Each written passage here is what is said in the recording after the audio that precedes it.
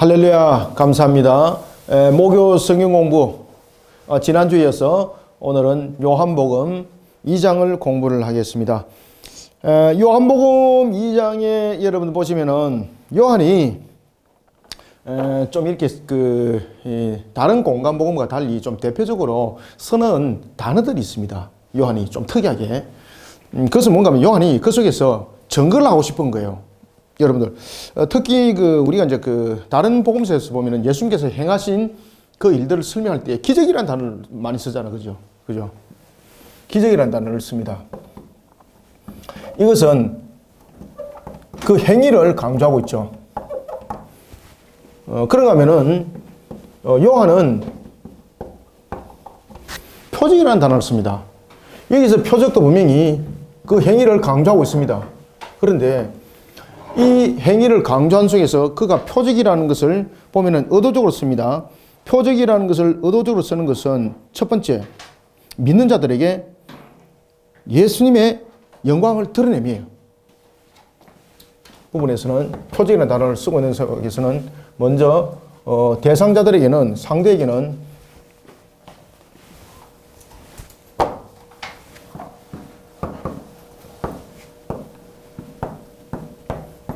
예수님의 영광을 드러내매요. 자, 그런가 하면은 믿지 않는 자들에게는 이 표적을 통해서 무엇을 지금 증거해 주고 있을까요? 예수님에 관해서 가지고 있는 이 행위가 결국은 자신들이 대적하는 그런 대상자의 모습이 아니라는 것을 설명해 주고 있습니다. 그래서 믿는 자들 향해서는 예수님의 영광을 드러냈다면 이 표적이라는 것을 통해서는 두 번째는 예수님에 대한 그 결정, 예수님이 내렸던 그 결정, 이 부분들을 믿음으로 깨닫게 하는 것. 그래서 믿지 않는 자들에게는 이 상대적 측면에서는 믿는 자를 향해서 믿음을 믿는 자,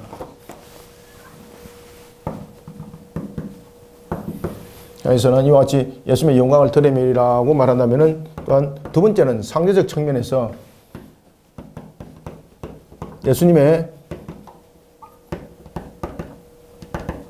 행위를 통해서 무엇을 증거해 줄까요?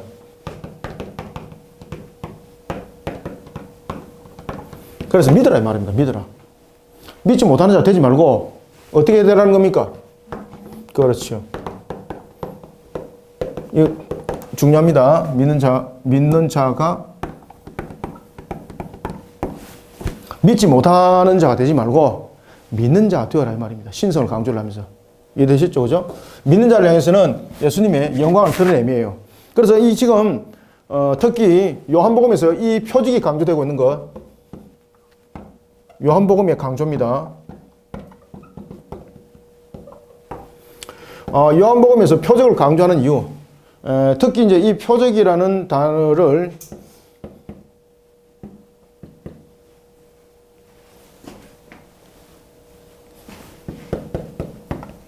이 세메이온이라는 단어를 이 헬라어로 있었습니다. 세메이온. 이 세메이온이란 이 단어를 썼는데, 이 단어를 썼는데, 이 세메이온이라는 이 단어를 썼던 이유는 바로 이와 같이 표적이라는 단어를 의도적으로 쓴 거죠. 상대적 측면에서 예수님의 영광을 드러내미고, 그리고 예수님의 행위를 통해서 신성을 드러내민데 믿지 못하는 자들에게 무엇이 되라? 그렇죠. 믿는 자가 되어라. 그래서 의도적으로 표적이라는 단어를 딱 쓴 겁니다. 이런 부분들이 이제 계속해서 등장합니다. 이런 부분들이 보면은 이 가나 혼인잔치뿐만 아니라 여러 가지 부분에서 이런 표적이라는 단어들이 계속해서 여러분 등장하게 되는 거죠. 이런 부분들. 이 부분들이 우리에게 굉장히 중요한 그 의미를 우리에게 담겨주고 있다라고 하겠습니다. 자, 보겠습니다. 그래서 우리 요한복음을 2장을 통해서 보면은, 오케이, 이 세메이온은, 이 부분들에, 이 부분이나 발음이 똑같습니다. 세메이온, 이 단어를 썼던 이유는 바로 이런 중요성들을 설명해 나갑니다. 아시겠죠? 자, 이제 2장을 봅시다. 본문을 보면서 또 설명해 나갈게요. 자, 2장 1절 봅시다. 사흘째 되던 날. 여기서 이제 사흘째 되는 날은 이 가나 혼인잔치 이제 기적의 역사, 표적이 나타나는 역사를 일으킬 때에 그 일들이 앞의 사건과 지금 연결된다는 겁니다. 앞의 사건. 앞의 사건은 예수님이 하나님이라는 사실이 증명되어짐이죠. 그래서 이 세메온이라는 단어를 이것이 읽을 때 세메이온이라고 읽습니다. 세메이온. 이 세메이온이라는 단어를 요한복음에서 요한이 의도적으로 지금 강조하고 있는 것은 두 가지를 지금 다 설명하는 거예요. 지금 예수님의 제자들에게는 이 세메이온을 통해서 무엇을 드러냅니까? 그렇지. 지금 제자들에게는 예수님의 영광을 드러내요. 그런데 그 현장에 종들도 있었죠. 그죠? 그들에게는 예수님의 행위를 통해서 신성을 드러내면서 믿는 자가 되라는 겁니다. 세메이온. 의미가 굉장히 크죠. 이게 요한이 의도적으로 쓴 단어입니다. 이 단어는. 그래서 믿는 자와 믿지 않는 자를 향하여서 양기를 함께 다 보여주고 있는 것이 바로 세메이온이라는 단어, 이게 표적. 그래서 요한복음에 보면 왜 앞에는 기적을 이야기를 했다가 이적을 이야기했다가 왜 표적으로 갑자기 바뀌었는가라는 것은 요한이 의도적 하나의 대상을 향한 메시지라 이렇게 보시면 됩니다. 자, 봅시다. 이제 가나 혼례가 있었습니다. 이때 예수의 어머니도 거기에 계셨습니다. 2절. 예수와 그 제자들도 혼례의 청함을 받았더라. 자, 여러분들, 예수님이 왜 가나 혼인잔치에 제자들을 데려갔을까요? 예수님은 그의 어머니, 지금 가나 혼인잔치에 임했던 그 장면들을 보면은 이 가나 혼인잔치가 친족이라는 것을 알 수가 있습니다. 그죠? 어머니와 친족 관계. 어머니와 친족 관계인데 예수님의 제자들이 무슨 관계 있습니까? 관계 없는 겁니다. 그죠? 근데 예수님이 그 자리에 데려갔습니다. 왜? 요한은 이 부분들을 강조를 하는 거죠. 표적. 이것을 보여주기 위해서 예수님께서 제자들을 데려갔다. 예수님이 누구라는 사실을, 영광을 보여줄 뿐만 아니라 하나님이라는 그 사실을 보여주기 위해서 예수님께서 그 가나 혼인잔치에 데려갔습니다. 이 말입니다. 이게. 3절. 포도주가 떨어진지라. 여러분들, 혼인잔치에 포도주가 떨어지면 됩니까? 안 됩니까? 안 됩니다. 이것은 준비가 잘못되어 있다는 이야기입니다. 혼인잔치는 이미 초청하는 자들이 되어서 초청된 자들이 오는 겁니다. 그죠? 초청되지 않은 자들은 안 오는 거예요. 혼인잔치는 초청된 자들만 오는 겁니다. 그런데 이미 초청이 100명이 올 것이다, 200명이 올 것이다, 이미 예상이 다 된 거잖아요. 그럼 거기에 몸이 부족하기는 잔치는 없는 겁니다. 잔치는 무조건 쓰고 남음이에요. 그래서 항상 잔치는 풍족함에 여유를 두는 겁니다. 그런데 여기서 혼인잔치에 지금 포도주가 떨어졌다는 이야기예요. 이거는 무엇입니까? 예비했던 것이 부족했다는 이야기죠. 이게 우리에게 다 지금 설명하고 있는 거예요. 그래서 우리가 인간적으로 우리의 만족을 채우기 위한 우리의 잔치, 그 부분 속에서 모든 부분들은 완전하지 못하다는 것을 설명해 주고 있습니다. 모든 것이 부족합니다. 그러니까 그 부족함을 누가 채워주는가? 누가 채웠습니까? 지금 이 부족함을. 그렇죠. 우리의 만족은 우리 스스로는 완전함을 이룰 수 없다는 겁니다. 완전하신 하나님. 예수님은 우리의 구세주입니다. 그러면서 구세주로만 끝나는 것 아니죠. 우리를 구원의 길로 이끄는 것만 끝나는 것 아니죠. 우리로 하여금 이 땅의 모든 필요도 함께 공급해 주심이죠. 그래서 여러분들 잘 아시는 산상순을 통해서, 마태복음 산상순을 통해서도 주께서 말씀했지 않습니까? 내가 너희들의 필요를 이미 알고 있단 말이죠. 그 필요의 공급에 대한 공급주가 된다는 것도 함께 설명하고 있는 거죠. 그 이야기들을 이 속에서 지금 신성을 통해서 지금 설명하고 있는 겁니다. 우리의 부족함.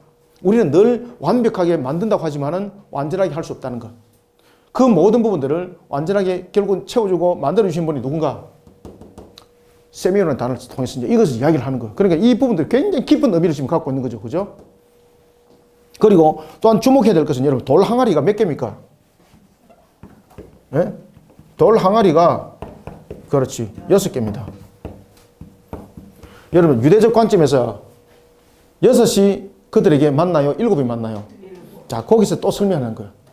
자신들이 아무리 준비하더라도 다 모든 것은 부족하다는 겁니다. 그래서 여기서 포도주가 떨어졌습니다. 포도주가 부족합니다. 그 다음에 6돌 항아리입니다. 이것을 통해서 혼인잔치는 모든 것이 풍성함을 이루어져야 되는데 우리가 모든 것을 완벽하게 했다고 그러지만은 우리가 이 땅을 살아갈 때 모든 것은 완전하지 못하다는 겁니다. 그러면은 이 모습에서 채워주면 누구에 의해서 채워져야 되는 겁니까? 그렇죠. 하나님이 채워주시는 하나님. 그래서 세미온이라는 이 단어를 쓴 거예요. 포도주가 떨어진지라 예수의 어머니가 예수에게 이르되 저들에게 포도주가 없다니. 자, 여기 여러분들, 여기서 예수의 어머니는 예수가 누군가를 알죠. 그죠? 그러니까 이 포도주가 떨어졌습니다. 지금 잔치입니다. 이걸 사람의 능력으로 이제 못 채웁니다. 포도주라는 것은 그냥 단순하게 따라서 단순하게 포도를 바로 포도주로 만들 수는 없는 거잖아요. 분명히 기간이 있어야 되고 이건 사람이 할 수 없는 거잖아요. 지금 이해되고 있죠? 그러면은 예수님의 어머니는 예수님이 누구라는 것을 알았다는 거예요. 이미 잉태할 때부터 이미 알은 거죠. 성령으로 잉태하사. 그죠? 이는 내 하나님의 아들이라. 그러면은 이 모든 부분들을 우리가 채울 수 없고 우리가 할 수 없는 것 누가 지금 할 수 있다는 겁니까? 하나님이신 그분이 전능하신 그분이 절대 주권자신 그분이 이 모든 것들을 회복을 일으키고 채울 수 있다는 겁니다. 그래서 예수의 어머니가 포도주가 떨어졌다라는 걸 통해서 그 이야기를 지금 하는 겁니다. 지금 요한이 지금 그 이야기를 하는 거예요, 여러분들. 굉장히 그래서 요한복음이 굉장히 깊습니다. 신학적 측면에서. 예수의 어머니가 그렇게 말하니까 4절 예수께서 뭐라고 말씀하십니까? 여자여 나와 무슨 상관이 있나이까? 내 때가 아직 이르지 아니하였나이다. 여기서 여자여, 와 이거 윤리적 측면에서 자기 어머니 보고 여자여라면 됩니까? 근데 여기서 여자여라는 것은 아주 귀한 존칭어입니다. 존칭어. 우리가 번역을 이렇게 했을 뿐이에요. 그래서 우리가 뭐 마담 뭐 이렇게 말하면은 괜히 존칭어를 쓰는 거지 않습니까? 이거는 여자여라는 것은 존칭어입니다. 존칭어. 이거 그냥 우리가 번역을 이렇게 했다고 이렇게 여러분 가볍게 보시면 안 됩니다. 야, 이거 도덕적으로, 윤리적으로, 이거 굉장히 이거, 시금방지 논리 이렇게 보시면 큰일 나요, 여러분들요. 존칭어를, 극대한 존칭어를 쓴 겁니다. 나와 무슨 상관이 있습니까? 라는 것은 무엇입니까? 지금 신성에 대해서 예수님께 지금 접근한 거죠. 그때 예수님이 이렇게 말씀하십니다. 나와는 무슨 상관이 있습니까? 라는 것은 예수님은 오신 목적이 무엇입니까? 우리의 죄를 대속함이 목적이 되는 거죠. 그리고 내 때가 아직 멀었다는 것은 자신이 십자가로서 나타내 보이는 이 모든 자신의 사역들, 완성을 이루는 것들, 이런 부분들 이야기를 지금 하는 거예요. 여자의 나와 무슨 상관이 있나이까? 내 때가 아직 이르지 않나이다라는 것은, 여기서라는 것은, 내 때라는 것은 바로 예수님께서 결정적 사건을 일으키는 사건. 그 나와 무슨 상관이 있습니까? 라는 부분에 대해서는 예수님의 신성을 드러냄이라는 것이죠. 지금 신성을 드러내달라는 것이죠. 근데 예수님께서는 그런 것을 사사로움이나 자신의 개인적 취향을 통해서 그것은 드러냄이 아니라는 것을, 내 때가 아니라는 걸 통해서 지금 설명하는 겁니다. 그러면 예수님께서는 그렇게 말해놔놓고 왜 그러면은 이것을 채우는가 말입니다. 왜 채우는가 말입니다. 그렇게 말해놔놓고 그때에 그의 어머니를 딱 보십시오. 더 이상 말하지 않습니다. 뭐라고 말하는가? 5절. 그의 어머니가 하인들에게 이르되 이렇게 말합니다. 너희에게 무슨 말씀을 하시든지 어떻게 하라? 무슨 말씀을 하시든지 그대로 해라. 나는 이것을 좀 만들어주길 원하는데 그렇게 하질 않아야 할지라도 너희들이 따르고, 만약에 그렇게 하실 때는 이유를 묻지 말고 그대로 하라라는 것을 통해서 순종을 설명하고 있습니다. 순종. 그래서 요한이 이 부분에서 굉장히 중요한 의미를 담고 있습니다. 이 표적이라는 단어를 통해서 상대적 측면에서 두 가지를 설명하고 있고, 그 다음에 우리에게 나타날 것은 순종이라는 것을 탁 나타내고 있습니다. 순종. 하나님의 뜻을 이어갈 때에, 주께서 이 땅에서 우리를 구원하면서 이끌어갈 때, 또는 주님의 사역을 감당할 때에 우리가 해야 될 것은 가장 무엇인가? 이 표적의 역사가 일어날 때에 우리가 해야 될 것 가운데 가장 중요한 것은 무엇인가? 순종하는 사역입니다. 순종의 사역. 순종의 사역.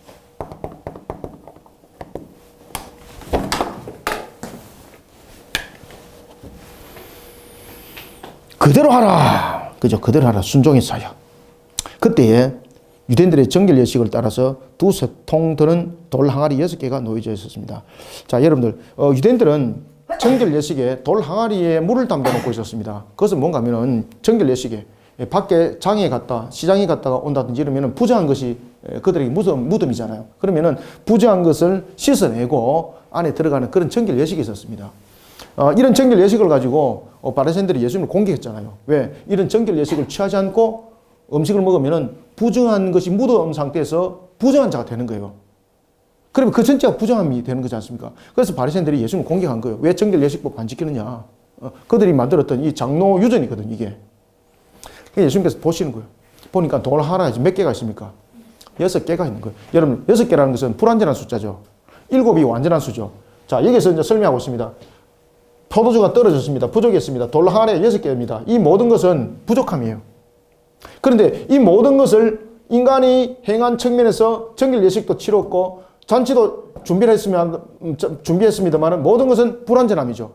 여기서 포도주가 이 잔치는 혼인잔치죠. 인간의 구원, 인간론의 구원, 그리고 인간이 행했던 그런 장로 유전들, 이것이 완전함이 될 수 없는 거예요. 이 모든 것은 나중에 누가 채웁니까? 주님께서 채우는 거예요. 주님께서.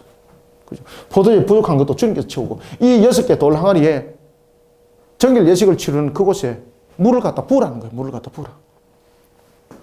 정결 예식에 사용됐던 돌 항아리가 이제는 6개라는 이 부분들, 다시 말하면 유대교 전통에 있어서 여전히 불완전함을 상징하고 있습니다. 그들은 장로 유전을 말하고 있지만 이 6개 돌 항아리라는 것은 장로의 유전이, 그들의 정결 예식법이 여전히 완전하지 못하다는 것을 이 6돌 항아리가 증명하고 있는 거예요. 이해되셨죠?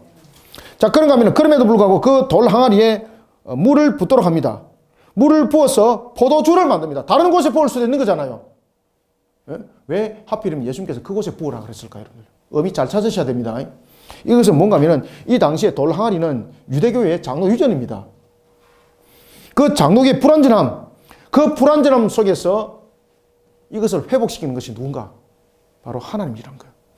하나님이 은혜를 베푸심으로 이 내용들이 회복을 일으킨다라는 것을 설명하는 거예요. 그래서 6돌 항아리를 보고 거기다 물을 부으라고 말씀하신 거예요.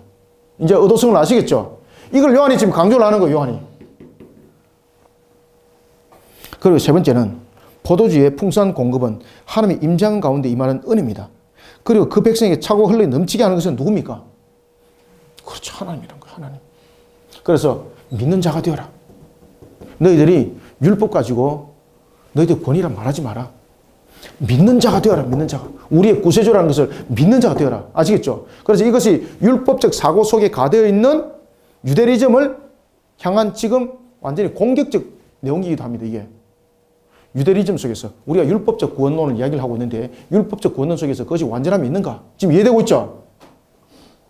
이 율법적 구원론 속에서 율법적 구원론이 아니라 율법을 완성하신 분이 누군가? 예수님이라는 이야기예요. 지금 이야기를 지금 의도적으로 요한은 지금 하고 있는 거예요. 그래서 그가 이런 부분들을 설명하기 위해서 무슨 단어를 썼다는 겁니까? 세미온을 썼다는 거예요. 세미온. 이제 의도성을 아시겠죠? 이런 깊은 의미를 가지고 세미온을 썼어요. 세미온. 그래서 포도주의 풍성한 공급, 하나님의 임재 가운데 일어나는 것, 전부 다 하나님의 은혜가 그 속에 임했기 때문이다. 그 속에 잔치의 포도주는 차고로 넘침의 역사가 있었다. 6이란 돌 항아리, 자신들이 만든 장로 유전, 전부 다 모든 것은 여전히 불완전이었다. 그런데 이것을 통해서 잔치의 기쁨이 있도록 만드는 것이 바로 주님이었다. 그러니 율법의 완성자는 누군가? 결국은 주님이라는 거예요. 예수님이라는 거예요. 6돌 항아리에 놓였는지라 7절 예수께서 그들에게 이르시되 항아리에 물을 채우라 한적 어떻게 하더라? 아기에 채우더라. 계속해서 순종이죠. 순종의 사역. 이제 떠서 연회장에 갖다 주어라. 명령하죠. 갖다 주어라. 하니 또 어떻게 하더라? 갖다 주더라. 순종이죠. 채우니 채우라.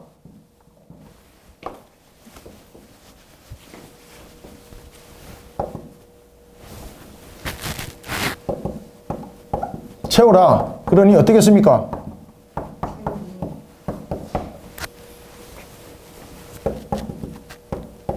갖다 주어라. 갖다 주니. 명령이죠. 이 부분들에서는 전부 다 순종입니다. 순종인데 여기서는 순종이 판단에 의하여서 일어나는 것이 아닙니다. 절대적 순종입니다. 절대적 순종. 그들 가면서 갖다 주라 그러니 어떻게 순종합니까? 믿음으로 순종하는 겁니다. 그의 어머니가 뭐라고 말했습니까? 그렇지. 그가 뭐라고 말씀하시더라도 그 명령에 따르라는 것은 믿음대로 순종하라 이 말이죠. 그래서 세메요라는 단어를 딱 쓴 거예요. 세메요라는 단어. 의도적으로. 그래서 세메요라는 단어를 통해서 무엇이 되라? 믿는 자가 되어라. 믿는 자가 되어라. 이걸 강조하고 있는 거예요. 연회장에 갖다 주었습니다. 갖다 줬는데 그들은 어디서 갖고 있는지 알고 있잖아요. 보면 물이었습니다. 이것이 포도주라고는 그들이 예상하지 못했던 거잖아요. 그런데 그들이 그 어머니가 그 명하는 대로 그대로 하여라 라는 순종한 대로 그들은 순종을 하는 겁니다. 9절 연회장은 물로 된 포도주를 맛보고도 어디서 났는지 알지 못하되 물돈 하인들은 알더라 모르더라. 그렇죠. 알더라. 연회장이 신랑을 불렀습니다. 10절 말하되 사람마다 먼저 좋은 포도주 내고 취한 후에 낮은 것을 내거늘 그대는 지금까지 좋은 포도주도 내고 또 더 좋은 것을 내구나. 야, 이거 정말로 우리를 너무나도 귀하게 섬기고 있구나. 얼마나 기뻐, 그죠? 대체로 좀 취기가 돌고 이러면 낮은 포도주를 아마 연회장에서는 아마 내었던 것 같아요. 그래서 자신들도 이제 어느 정도 등급이 낮은 포도주가 올 것이다 기대를 했는데, 아이고 최고의 극상품의 포도주가 온 거예요. 우리의 여러분 혼인잔치, 우리의 천국의 혼인잔치, 그 큰 모든 기쁨의 그 모든 완성은 바로 주님으로 인하여서 일어나는 겁니다. 11절 예수께서 이 첫 표적을 갈릴리 가나에서 행하여 그의 영광을 나타내심에 제자들이 그를 어떻더라? 그렇죠. 믿으니라. 예수께서 믿는 자에게는 예수님의 영광을 드러내고 그리고 예수의 행위를 통해서 신성을 드러내면서 믿는 자가 되어라. 이 믿지 않는 자들에게는 이 내용들을 함께 우리 속에 설명을 해주고 있습니다. 그래서 이 첫 표적에 보면은 공간복음에서는 기적이라는 단어를 썼다면은 여기서는 세미온이라는 표적을 썼습니다. 이 표적을 쓴 이유는 예수님께서 일으킨 그 자체가 예수님이 누군가라는 것을 굉장히 강조를 하고 있다. 그러면서 믿는 자가 되어라. 이 부분들을 강조를 하고 있다. 12절 그 후에 예수께서 그 어머니와 형제들과 제자들과 함께 가버나움으로 내려가셨으나 거기에 여러 날 계시지 아니하시니라. 아멘. 예수님의 사역들이 자신을 돌아보는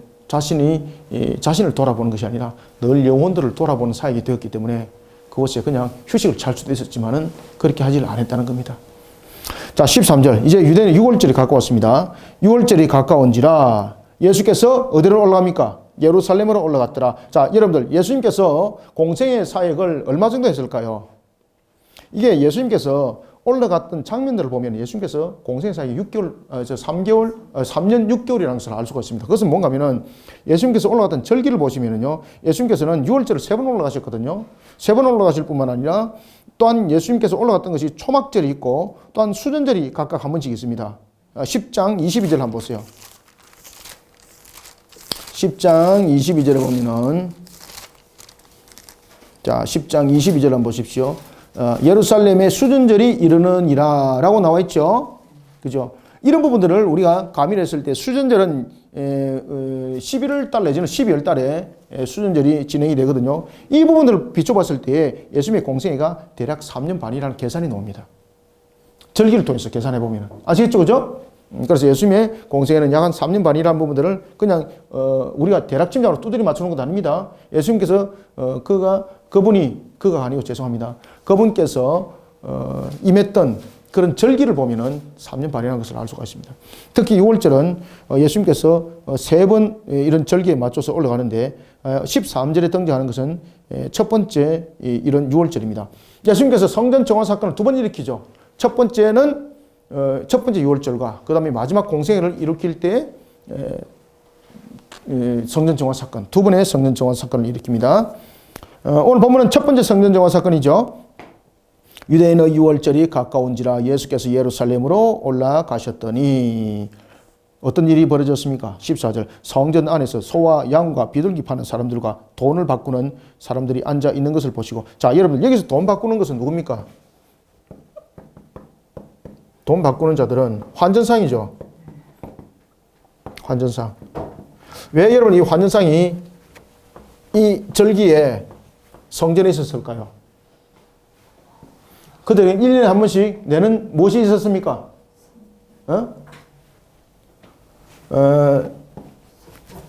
그렇죠. 성전세가 있었죠. 그죠? 누구든지 다 내야 되는 것. 그런데 문제는 뭔가 하면은 이 환전상이 왜 필요했는가 하면은 당시에 그들의 화폐는 무엇으로 사용되었습니까? 화폐가 로마 화폐를 사용했죠. 근데 로마 화폐에 무엇이 기록되어 있었어요? 황제의 얼굴이 새겨져 있죠. 그죠? 얼굴. 그래서 예수님께서 동전을 가지고 오라 했던 사건 기억나죠? 그때 그 동전에 누구의 얼굴이 새겨져 있었습니까? 그렇죠. 가이사. 그들이 왜 동전에 가이사를 새겼을까요? 그것이 황제 숭배 사상입니다. 황제 숭배 사상. 그때 로마가 간단하게 제가 역사적 부분들을 이야기를 하고 넘어가겠습니다. 그때 로마는 제1군단, 제2군단, 제3군단, 제4군단 이러면서 군단별로 유럽에 편성이 되어 있었습니다. 그러다 보니까 이 군단들 가운데서 누군가가 하나가 빼딱하게 선을 긋다가 있다 보면은 로마 주정부를 치부를 수도 있어요. 그래서 이 가이사가 판단했을 때, 야, 이거 안 되겠다. 지금 군단별로 유럽에 전부 다 편성되어 있는 이들 가운데서 이들이 나의 모든 다스림 속에 들어와야 되겠다. 그러면은 로마 황제가 무엇이 돼야 되겠습니까? 스스로 신이 돼야 되는 거예요. 그래서 화폐에다가 그 얼굴을 새기는 거예요. 다시 말하면은 모든 군단들은 로마의 황제, 다시 말하면은 로마의 중앙 집권을 하고 있는 황제의 명을 따르지 않는 자는 신의 저주를 받을 것이다. 그래서 황제의 거부는 전부 다 신에 대한 거부예요. 그것을 갖다가 화폐로 증명을 했던 거예요. 그리고 이 화폐가 전부 다 모든 사람들에게 통용이 되도록 만드는 거예요. 그럼 모든 사람들은 그걸 보면서 황제는 단순한 황제가 아닌 거예요. 신인 거예요, 신. 따라서 환전상이 필요했던 이유는 로마의 단순한 화폐가 아니라 이 속에는 무엇이 있었습니까? 황제 숭배 사상이 있었다는 거죠. 그러니까 이것을 환전상에서 속전세로 안 받는 겁니다. 성전세로 안 받는 겁니다. 그러면은 이 부분에서 그들이 어떻게 해야 되겠습니까? 환전을 하는 겁니다. 환전. 로마 화폐를 환전을 해야 되는 겁니다.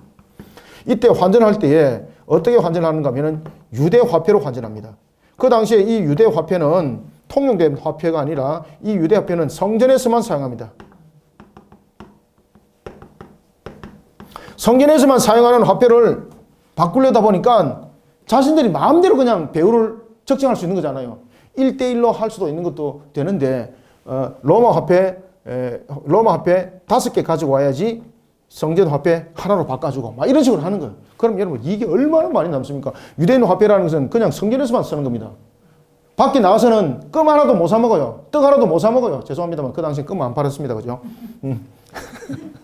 아무것도 못 사, 아무것도 못 사. 이거 화폐 기능이 있습니까? 기능이 없는 거예요. 제사장들도 유대 화폐 가지고 사용 안 해요.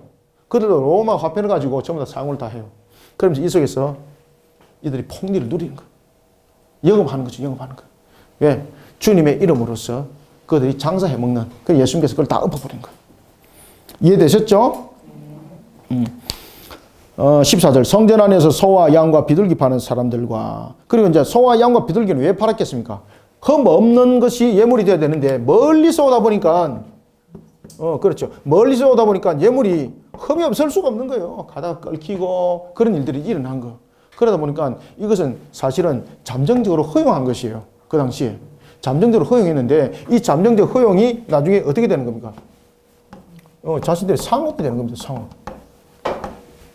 주님의 이름을 다 이용해 먹는 거죠. 그러니까 예수님께서 그것을 보신 거예요. 그리고 엎어버린 거예요. 그 당시에는 멀리 있는 자들은 돈을 가져와서 그 가치만큼 성전에 드릴 예물로 사기도 했습니다. 그것은 허용이었습니다. 이해되셨죠? 그죠? 허용이었는데 그 부분에서 이들이 폭리를 취한 겁니다. 환전 자체는 이미 성립이 환전 자체는 허락도 아니었습니다. 성전에 대한 예물은 멀리서 오는 자들을 위해서 배려였습니다. 배려. 근데 이것을 또 이용해 먹는 겁니다. 그러면서 어떻게 하는가 하면요. 자리까지 팔아먹는 겁니다. 심지어 그 장사를 할 때에 장사꾼에게는 이방인들이 바글바글 했습니다.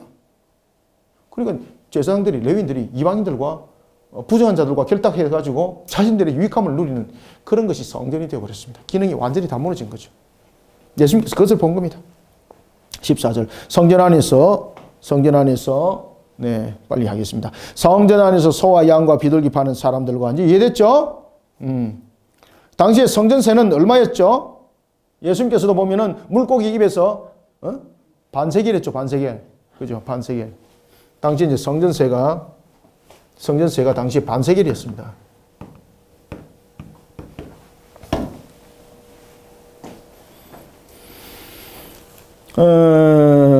노건으로 사람들을 보시고 노건으로 채찍을 만들어서 양이나 소나 다 성전에서 내쫓으시고 돈 바꾸는 사람들이 돈을 쏟으며 상을 어떻더라? 엎어버렸습니다. 엎어버렸습니다. 비둘기 파는 사람들에게 이릅니다. 이것을 여기서 가져가라. 내 아버지 집으로 장사하는 집을 만들지 말라 하시니 이 제사장들이 이제 발끈하고 일어난 거예요. 17절. 제자들이 성경 말씀에 주의 전을 사모하는 열심이 나를 삼키리라 한 것을 기억하더라. 성전에 대해 보여주신 예수님의 이 열정, 이전에 그 어떤 사람도 감히 이 일들을 행하지 못했습니다. 제자들에게 충격으로 와닿은 겁니다. 그들도 알고는 있었죠. 그렇지만 이런 바른 길을 누가 지적한 자들도 없었고, 이렇게 바르게 이끌어가는 그런 모습 오늘 처음 보는 거죠. 충격을 받습니다. 제자들도. 이 장면들을 나중에 누가 목격합니까? 제사장들이 보는 거예요. 그러니까 제사장들이 예수님께 다가서면서 네가 누구의 허락으로 이 일들을 했느냐라고 말할 때 네가 메시아의 흔적을 보여라 라고 이제 이러면서 예수님을 그때부터 신성적 부분에서 집중적으로 공격을 하는 겁니다. 자, 17절. 제자들이 성경 말씀에 주의 전을 사모하는 열심이 나를 삼키리라 한 것을 기억하더라. 여기서 이제 주의 전을 사모하는 열심이 나를 삼키리라라는 것, 이런 부분에서는 이제 여러분들이 잘 알고 있는 시편 내용에 대한 부분들을 설명하고 있는 거죠. 이때 18절, 이에 유대인들이 대답하여 예수께 말하기를 네가 이런 일을 행하니 무슨 표적을 우리에게 보이겠느냐. 그죠? 지금 표적이라는 단어 또 얻어져 딱 썼죠. 세메이온. 예수님의 행동이 하나님과 무슨 상관이냐 이 말입니다. 그 증거를 대어라 이 말입니다. 그래서 이 표적이라는 것은 하나님의 행하심이라는 거예요. 그들이 하나님이 행하는 뜻에서 그들은 표적을 말한 것이 아니에요. 지금 이 표적이라는 단어는 지금 요한이 의도적으로 쓴 거예요, 이게. 그들은 예수님의 행위가 그 당시에 메시아라고 말한다면은, 자신이 진짜로 메시아라고 말한다면은, 그들은 메시아와는 어떤 메시아입니까? 하나님께서 임시적으로 그에게 능력을 준, 또는 선지자로서의 말씀을 준 것처럼 그런 메시아로 그들은 보았습니다. 그러면 메시아를 증거하려면은 하늘로부터 받았던 능력을 보여줘야 되는 거예요.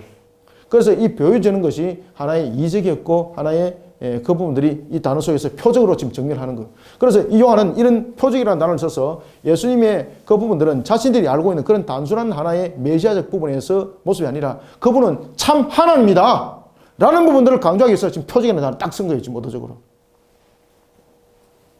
표적을 행해봐라.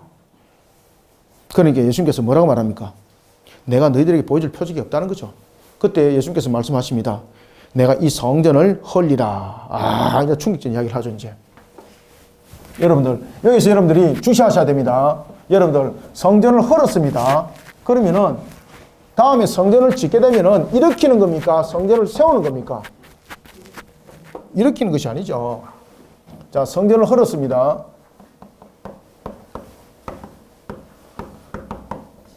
성전을 헐었다면은, 이것이 건물적 측면에서 보면은 무너뜨림이잖아요. 그죠? 그러면은 건물적 측면에서 무너뜨린 것을 다시 이제 세우려고 그러면은, 세움이 되려면 어떻게 됩니까? 헐었던 것을 다시 짓는 것. 이렇게 돼야 되잖아요. 그런데 오늘 본문에 보면은 그 이야기를 안 해요. 어떤 이야기를 하고 있는가 하면은, 예수께서 19절, 예수께서 대답하여 이르시되 너희가 이 성전을 헐라 내가 어떻게? 그렇죠. 사흘 동안 일으키리라. 여러분들, 일으키리라. 이 부분에 대해서 일어나라. 달리다쿰 기억나죠? 여기서 일어나라 했을 때에 에게로라는 단어를 써요. 에게로. 이 부분들 만약에 에게로라는 부분을 안 썼다면은 지금 이 부분들 통해서 요한이 지금 정확하게 우리에게 지금 전달해 주고 있는 거예요. 예수님께서 성전을 다시 짓는다는 건물적 측면에서 이야기를 한 것도 아니다. 근데 이들은 이 건물적 측면에서 예수님을 접근했다. 하나님이시라는 그분을 알지 못하니까 이런 부분들을 영적 흑암 속에 가려져 있으니까 제사장들도 그것을 못 알아듣더라. 아무도 못 알아듣더라. 그러면서 이 단어 속에 어떤 단어를 쓰고 있는가 하면 바로 에게로라는 단어를 썼습니다. 봅시다. 제가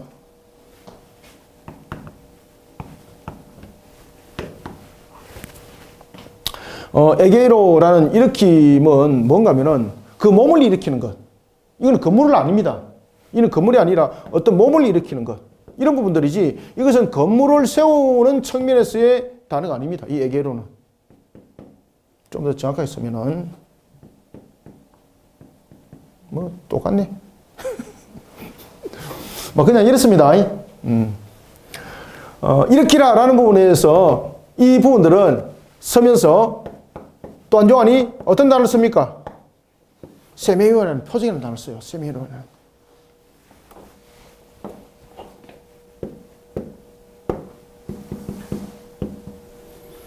세메이오라는 표적이라는 단어를 써요.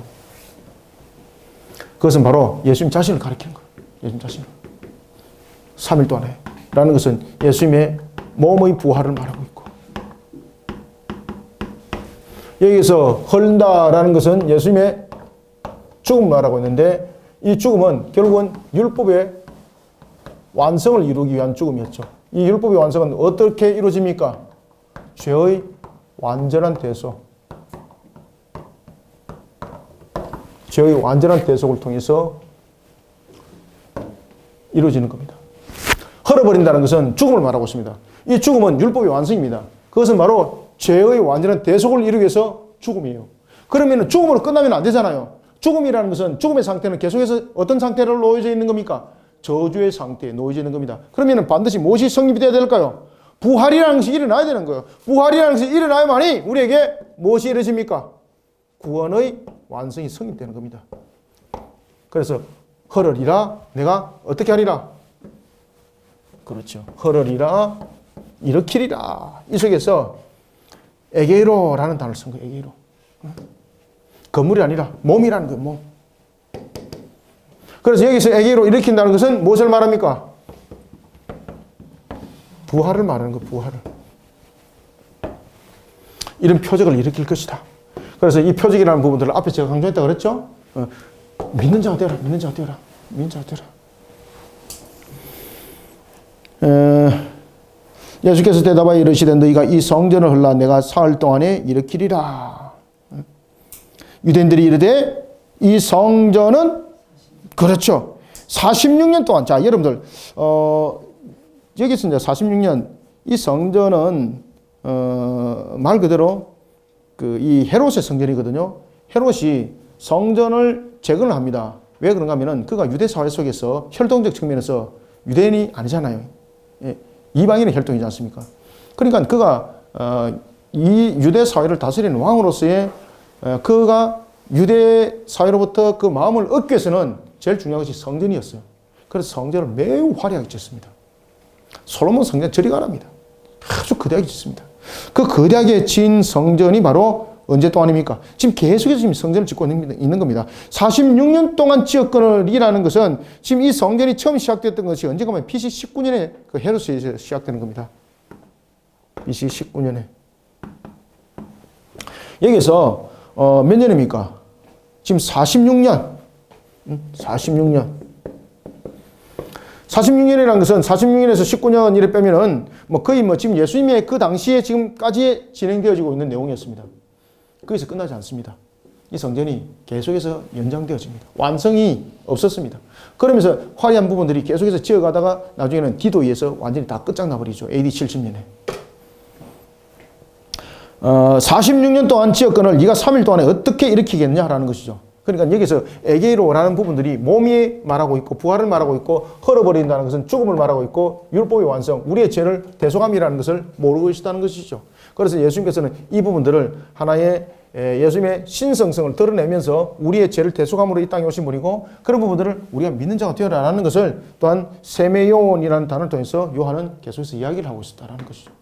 그런데 영적 흑암 속에 가려있다 보니까 제사장도 그것을 모르더라. 아무도 모르더라. 이것이 요한의 고백입니다, 이게.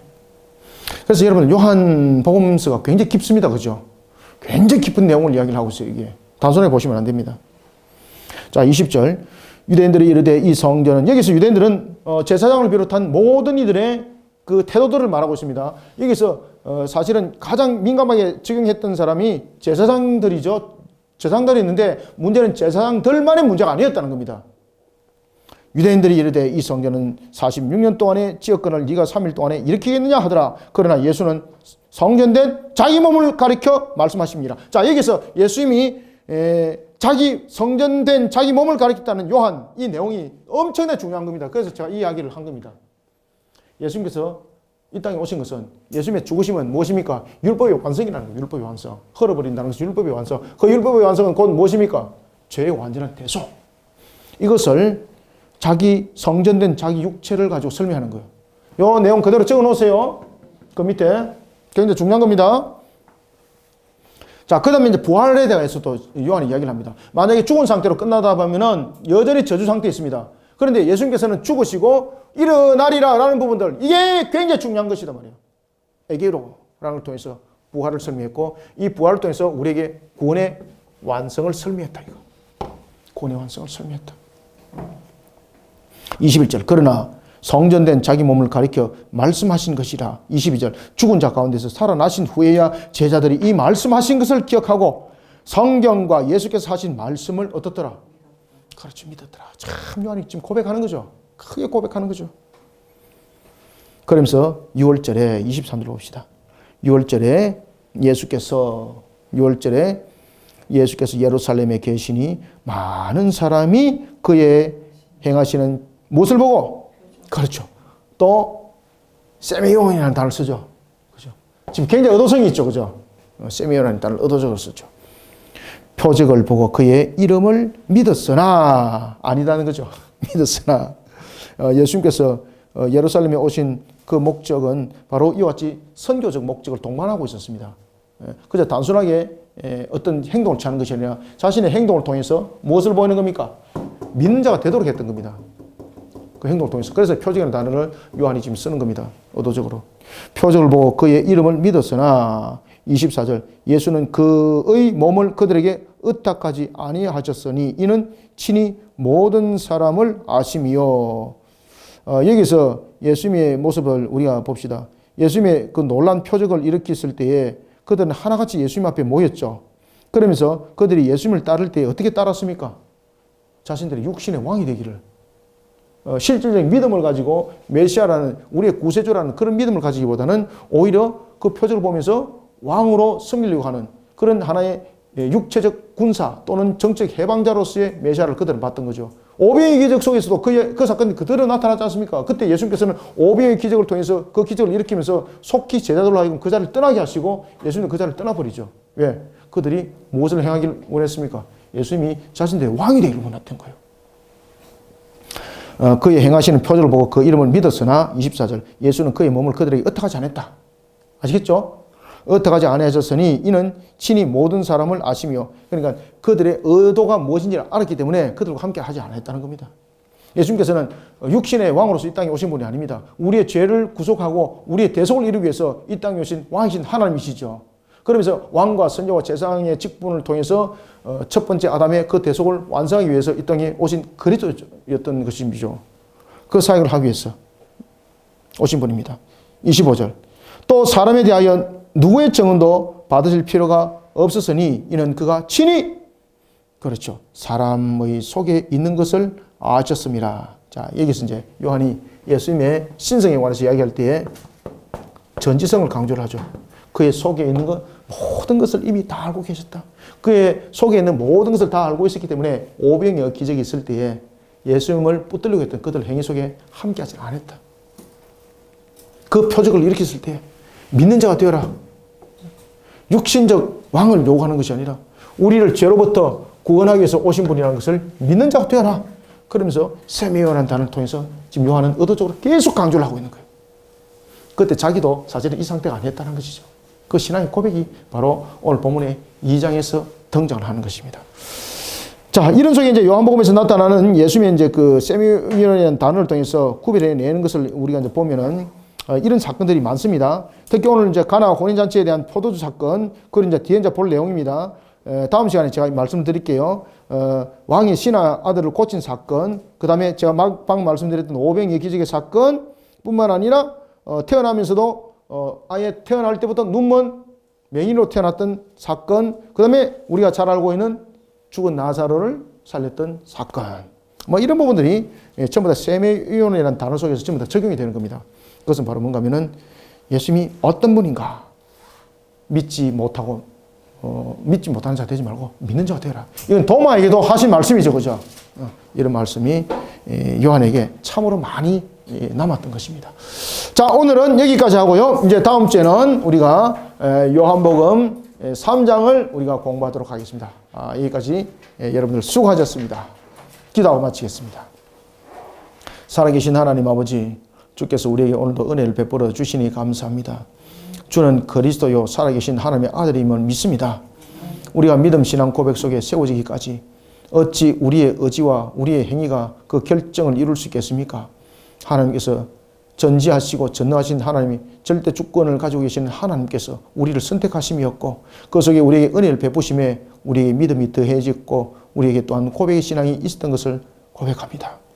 오늘도 우리에게 표적이라는 세메이온이라는 단어를 통해서 요한이 우리에게 참으로 깊은 의미를 전달해 주고 있습니다.